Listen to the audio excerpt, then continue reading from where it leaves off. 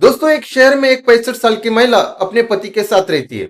उसके 3 बेटे होते हैं और काम के सिलसिले में तीनों बेटे उस शहर के बाहर रहते हैं। एक दिन उसकी मुलाकात एक जवान लड़के के साथ हो जाती है। उसके बाद उस जवान लड़के का आना जाना इस महिला के घर शुरू हो जाता है। उसके बाद उन दोनों में प्रेम संबंध बन जाते हैं और जब इसकी खबर उस महिला के पति को लगती है, उसके बाद वो महिला अपने पति की हत्या कर देती है और उसके बाद उसी महिला का प्रेमी उस महिला की भी हत्या कर देता है। क्या है दोस्तों इस कहानी के पीछे का सच? ये जानने के लिए ये कहानी आप आखिर तक सुनिए। दोस्तों, ये कहानी आगे सुनने से पहले हमारी एक छोटी सी रिक्वेस्ट है। अगर आपने अब तक हमारे यूट्यूब चैनल भाव की बात को सब्सक्राइब नहीं किया तो प्लीज चैनल को सब्सक्राइब कर लीजिए, क्योंकि आपके सब्सक्राइब करने से और वीडियो को लाइक करने से हमारा हौसला काफी बढ़ जाता है। दोस्तों, ये सच्ची घटना है। बिहार का एक शहर है पटना। उसी शहर का एक थाना पड़ता है पाटलिपुत्र। उसी थाने के इलाके में एक नेहरू नगर करके इलाका है। दोस्तों, उसी नेहरू नगर के गली नंबर 2 में एक महिला अपने पति के साथ रहती है। उस महिला की उम्र करीब 65 साल थी और उसके पति की उम्र 75 साल थी। उसके 3 बेटे थे। उसमें से एक बेटा हरियाणा में, एक बेटा दिल्ली में और एक बेटा दुबई में रहता था। वो दोनों पति पत्नी सालों से उसी इलाके में रहते थे। वो दोनों ही उसी घर में रहते थे। उन दोनों में अक्सर झगड़ा होता था।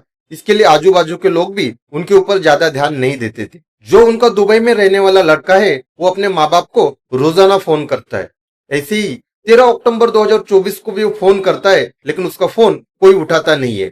उसके बाद वो बार बार फोन करने की कोशिश करता है, लेकिन वहां से कोई आंसर नहीं मिलता है। उसके बाद उसे अपने माँ बाप की चिंता होने लगती है। उसके बाद उसी के घर के सामने जो एक मकान रहता है, उसी के मकान के वॉचमैन को फोन करके बोलता है कि मैं अपने माँ बाप से बात करना चाहता हूँ, वो लेकिन मेरा फोन नहीं उठा रहे। आप एक बार जाके देख लो, वहां कुछ तकलीफ तो नहीं है या कोई उनको किसी चीज की प्रॉब्लम तो नहीं हुई। उसके बाद वो वॉचमैन उस लड़के का फोन रख देता है और उस मकान की तरफ चले जाता है। वहां जाने के बाद वो देखता है उस मकान को बाहर से बंद किया हुआ है। उसके बाद वो कड़ी खोलकर जब घर के अंदर चले जाता है तो वहां का नजारा देखकर उसके पैरों तले से जमीन खिसक जाती है। वो देखता है कि 65 वर्ष की महिला फर्श पर पूरी खून से लथपथ पड़ी हुई है। उसके बाद वो जोर जोर से चिल्लाना चालू करता है। उसका चिल्लाने का आवाज सुन के आस पड़ोस के लोग भी वहां जमा होते हैं। उसके बाद जब उस घर के दूसरे कमरे में जाकर देखा जाता है तो उस महिला के पति की लाश भी वहां पड़ी हुई थी। उसके बाद इसकी खबर पुलिस को दी जाती है। उसके बाद पुलिस घटना स्थल पे आती है। वहां का पंचनामा करके उस दोनों लाशों को पोस्टमार्टम के लिए भेजा जाता है। इसके बाद पुलिस इसकी जानकारी उनके कई रिश्तेदारों को और उनके तीनों बेटों को भी दे देते हैं। इसके बाद पुलिस जब आसपास के लोगों से पूछताछ करती है तो उनके पड़ोसी पुलिस को बताते हैं कि इन पति पत्नी में हमेशा झगड़ा होता था। इनका झगड़ा रोज होता था, इसके लिए उनका झगड़ा छुड़ाने के लिए भी कोई बीच में नहीं जाता था। इस झगड़े की जानकारी उनकी तीनों बेटे की भी थी, इसके लिए वो भी इन पे ज्यादा ध्यान नहीं देते थे। इसके बाद पुलिस अपनी तरीके से छानबीन चालू करती है। उस एरिया में जितनी भी सीसीटीवी फुटेज लगी थी वो सारी सीसीटीवी फुटेज पुलिस चेक कर लेती है। उसके बाद पुलिस को एक सीसीटीवी कैमरे में एक लड़का एक बाइक के साथ उस घर में आया था और थोड़े टाइम में वो वहां से चले गया था।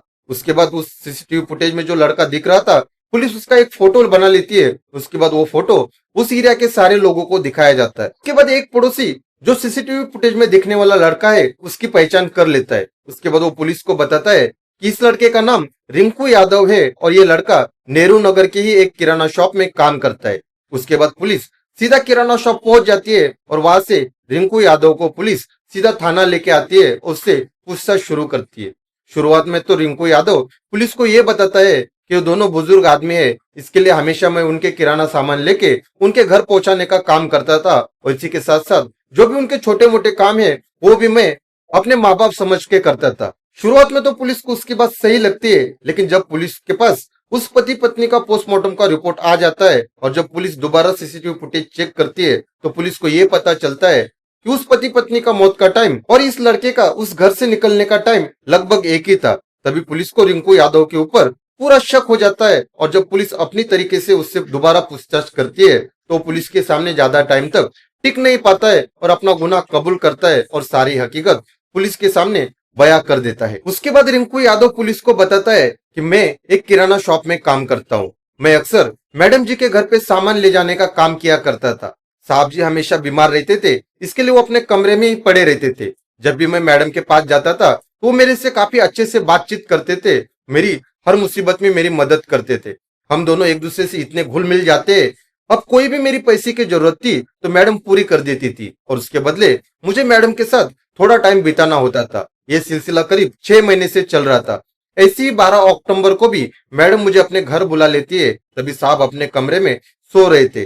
जब मैडम जी मुझे दूसरे कमरे में लेके जाते और मेरे साथ संबंध बनाने लगते, तभी साहब जी वहां आ जाते और हमें रंगे हाथ पकड़ लेते।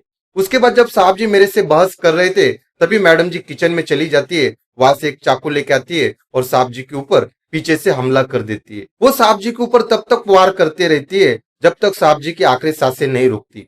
उसके बाद वहां से उठकर आराम से वो हॉल में जाकर सोफे के ऊपर बैठ जाती है। वो सब देखकर मेरे होश उड़ जाते हैं। मैं समझ जाता हूँ कि अब मैं भी नहीं बच पाऊंगा। उसके बाद वहां का वही चाकू उठाकर मैं पीछे से मैडम जी का गला काट देता हूँ। उसके बाद उनकी हत्या करके वहां से चले जाता हूँ। दोस्तों, माँ बाप बच्चों को छोटे से बड़ा करते, उन्हें पढ़ा लिखा कर काबिल बनाते और जब ये बच्चे बड़े हो जाते तो अपने बूढ़े माँ बाप को अकेला छोड़कर चले जाते। ऐसे ही इस घटना में हुआ है। दोस्तों, इस पति पत्नी को 3 बच्चे थे। इसमें से अगर एक भी बच्चा उनके साथ रहता तो ये 65 वर्षीय महिला ये गलत कदम कभी नहीं उठाती और ये घटना को टाला जा सकता था।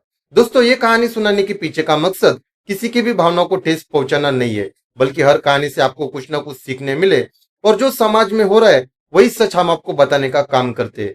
दोस्तों, ये सच्ची कहानी अगर आपको अच्छी लगी हो तो हमारे YouTube चैनल भाव की बात को सब्सक्राइब कीजिए और बेल आइकन को दबाना मत भूलिए।